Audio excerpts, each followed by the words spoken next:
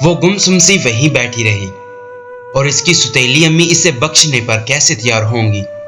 اس کی امی کی وجہ سے ان کی ازواجی زندگی تباہ ہوتے ہوتے رہ گئی اور ولید کو وہ اس عورت کی نشانی سمجھتی ہوگی جس نے ان کے شور پر ڈورے ڈالے اور ان کا گھر تباہ کرنے کی کوشش کی۔ مگر اس میں ولید کا کیا قصور ہے؟ وہ تو بے گناہ ہے، وہ تو پہلے سے ہی مظلوم ہے۔ کیا اس کا دل نہیں چاہتا ہوگا کہ وہ اپنی امی سے ملے، ان کے پاس رہے؟ مگر اس کی امی اس سے کوئی رابطہ نہیں رکھتی۔ کیا اسے اس بات سے تکلیف نہیں ہوتی ہوگی؟ اور اس کی ستیلی امی یہ باتیں سمجھتی ہی نہیں۔ اسے تنگ کرنے سے کیا ہوگا؟ لوگ ماں باپ کی سزا اولاد کو دینے کی کوشش کیوں کرتے ہیں؟ اور ولید کے ابو وہ کیوں ان کو ایسی باتوں سے نہیں روکتے؟ نبیلہ آنٹی کا نہ صحیح مگر ان کا تو سگا بیٹا ہے نا، پھر ان کو اس کی پرواہ کیوں نہیں ہے؟ وہ سوچنے لگی تھی۔ اور مجھے لگتا تھا دنیا میں سب کچھ صرف میرے ساتھ ہی ہوا ہے، باقی ساری دنیا بہت خوش ہے۔ اس کی امی بھی اس کی پیدائش کے 1 سال بعد ایک حادثے میں وفات پا گئے تھے۔ اس کے ابو نے امی کی وفات کے 8 ماہ بعد دوسری شادی کر لی تھی۔ مومنہ کو نانی نے اپنے پاس ہی رکھا، وہ اس سے بہت محبت کرتے تھے۔ ابو نے بھی دوسری شادی کے بعد اسے لینے پر اصرار نہیں کیا، کیوں نہ کہ تب وہ بہت چھوٹی تھی اور ان کا خیال تھا مومنہ ننیحال میں ایڈجسٹ ہو چکی ہے، اس لیے وہ اسے ڈسٹرب کرنا نہیں چاہتے تھے۔ وہ نانی کے پاس ہی رہی، پھر نانی کی وفات ہو گئی۔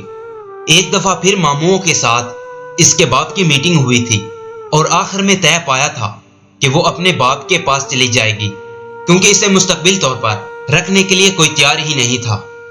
حتیٰ کہ مومنہ کا خیال تھا کہ اس نے کبھی کسی کو تنگ نہیں کیا۔ وہ ایک بہت بے حد ضرر سی مخلوق تھی، خاموش، فرما بردار، تاور کرنے والی، پھر بھی اس کے لیے ننیحال میں جگہ نہ بن پائی۔ دیکھو تمہاری امی بہت اچھی ہے، بہت پیار کرنے والی ہے، تم انہیں بالکل تنگ مت کرنا، ان کے ہر بات ماننا، پھر وہ تم سے بھی پیار کرے گی۔ تم سب سے بڑی ہو، اس لیے چھوٹے بہن بھائیوں کا خیال رکھنا بھی تمہاری ذمہ داری ہے۔ تم تو بہت سمجھدار ہونا۔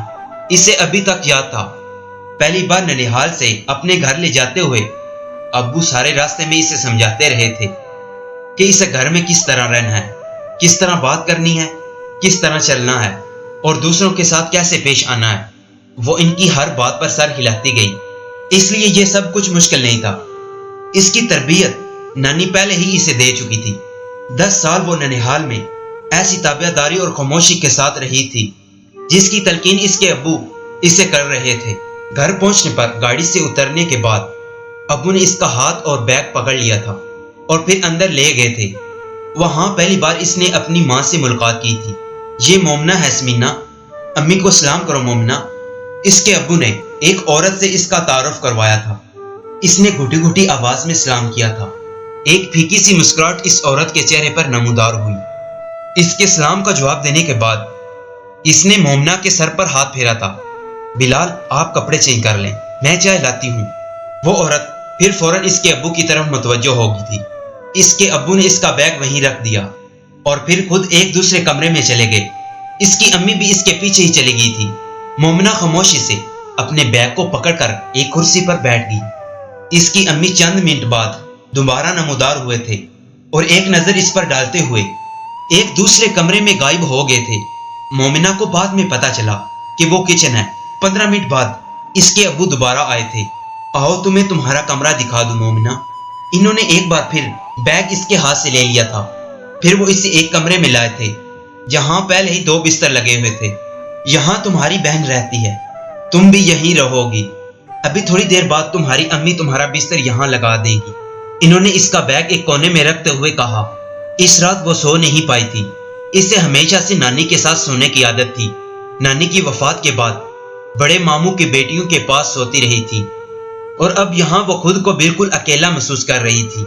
اس کی دونوں بہنیں اس کے پاس نہیں آ رہے تھے، نہ ہی اس سے بات کر رہے تھے، اور مومنہ کے لیے کسی سے خود بات کرنا تو ہمیشہ سے ہی مشکل تھا۔ اور پھر یہ صرف اس بات پر منحصر نہیں تھا، اگلے 12 سال بھی وہ اسی گھر میں اسی طرح گمسم رہی تھی۔